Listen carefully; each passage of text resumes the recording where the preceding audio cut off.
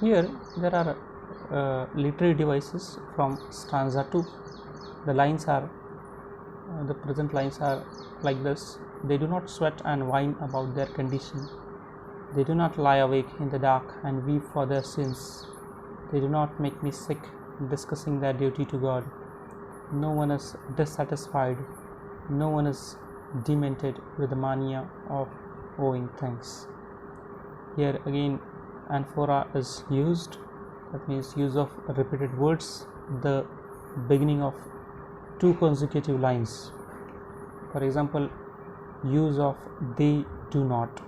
Let us try to understand what is anaphora. An anaphora occurs when a word or phrase is repeated in sentence to give the phrase of the sentence emphasize or stronger or different tone. Yes, sometimes we emphasize upon a particular part in a sentence, maybe a phrase, okay, or a group of some few words, okay.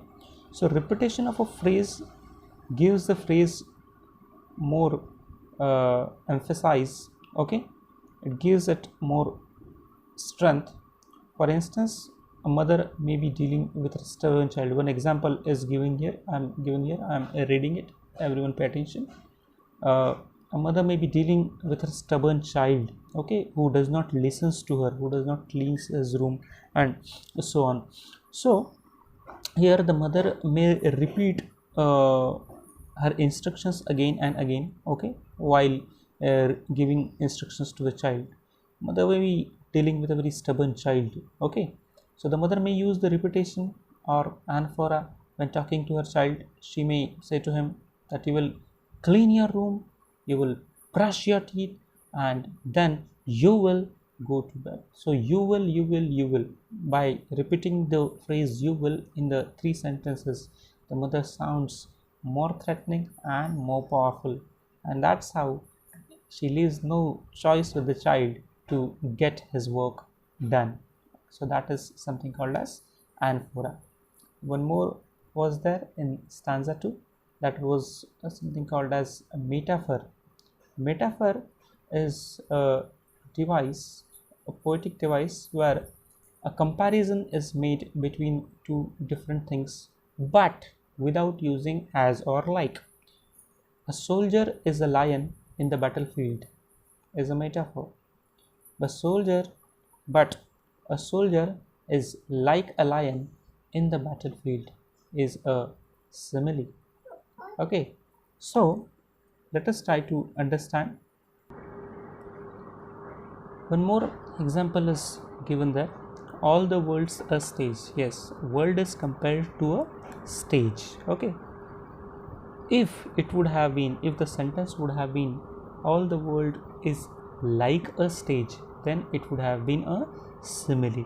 But now comparison is made without using the words as or like, so that's why we call it a metaphor. Some more examples are there. The sun was a gleaming pearl. Comparison of sun is made with a pearl.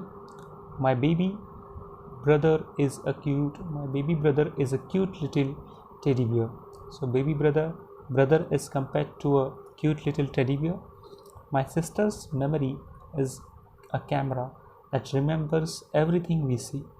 Memory is compared with camera, okay. So the metaphor of the camera is a metaphor which is used for memory.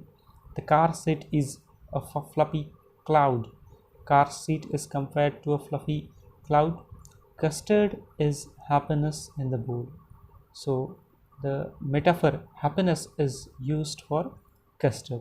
So that was all about the second stanza. These many poetic devices are used there. So metaphor here we find in these lines when it says sweat and whine refer to the cries and complaints of human beings. So here sweat, that is one metaphor is used, and whine, these words refer to the cries and complaints of human beings. So that's why we could see that in this stanza two poetic devices are used, anaphora and metaphor.